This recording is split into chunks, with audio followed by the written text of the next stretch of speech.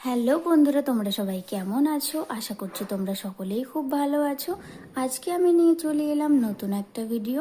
বাচ্চারা যখনই কোনো কিছু খেতে চায় না, তখন ঝটপট এই রেসিপিটি তোমরা বানিয়ে দিতে পারো। কম খরচে কম সময়ে এই রেসিপিটি তোমরা বানিয়ে দিতে পারো। এই রেসিপিটি করতে বেশি কিছু লাগে না, 1 কাপ ময়দা, একটা আলু দিয়েই এই রেসিপিটা তৈরি করে দেখাবো। তো চলো কথা না বাড়িয়ে শুরু করা যাক। এখানে আমি একটা মিডিয়াম সাইজের আলু সেদ্ধ করতে বসিয়ে দিয়েছি। তো আলুটা সেদ্ধ হয়ে গেছে। একটা কাঁটা চামচের সাহায্যে আলুটা খুব ভালোভাবে ম্যাশ করে নিতে হবে। খুব ভালোভাবে ম্যাশ না করে নিলে দানা দানা ভাবটা থেকেই যাবে আর খেতে একদমই ভালো লাগবে না।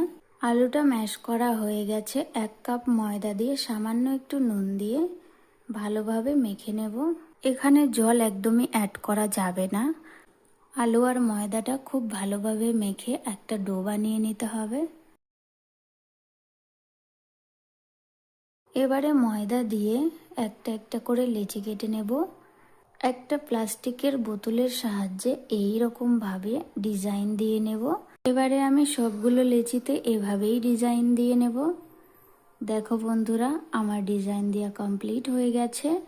দেখো বন্ধুরা, কতটা সুন্দর হয়েছে। দেখে মনেই হবে না যে একটা প্লাস্টিকের বোতলের সাহায্যে এইভাবে একটা ডিজাইন দেওয়া যায়।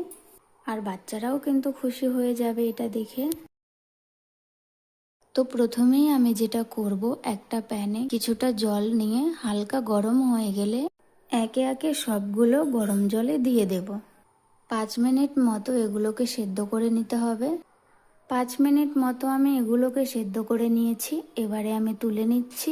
দেখো বন্ধুরা, এগুলোকে গরম জলে সেদ্ধ করে নেওয়ার পরেও কিন্তু একই রকম ডিজাইনটা হয়ে আছে আর ফুলে ফুলেও উঠেছে। তোমাদের সঙ্গে কথা বলতে বলতে আমি এখানে তুলেও নিয়েছি। এখানে আমি একটা কড়াই বসিয়ে অল্প পরিমাণের তেল দিয়ে দেব। তেলটা হালকা গরম হয়ে গেলে দিয়ে দিতে হবে টমেটো সস। এখানে আমি যতটা পরিমাণে টমেটো সস দিয়েছি তার থেকে অর্ধেক পরিমাণের দিয়ে দিতে হবে সয়া সস। এই দুটোকে এখানে ভালো করে মিক্স করে নিতে হবে। এখানে আমি নুন অ্যাড করব না, কারণ আমি প্রথমেই ময়দায় নুন দিয়ে মেখে নিয়েছিলাম। এখানে নুন দেওয়ার কোনো প্রয়োজন নেই। এবারে সসগুলো এখানে ভাজা ভাজা হয়ে গেলে এগুলোকে আমি সসের মধ্যে দিয়ে দেব। ভালো করে নেড়ে মিশিয়ে নিতে হবে। এখানে আমি 2 মিনিট ধরে খুব ভালোভাবে মিশিয়ে নিয়েছি। দেখো বন্ধুরা, কালারটা কিন্তু খুব সুন্দর এসে গেছে। এবার আমি দিয়ে দেবো চিলি ফ্লেক্স। চিলি ফ্লেক্সটার পরিমাণটা একটু কম দিতে হবে। এরপর আমি দিয়ে দেবো ধনেপাতা কুচি। এবারে ভালো করে নেড়ে মিশিয়ে নিতে হবে।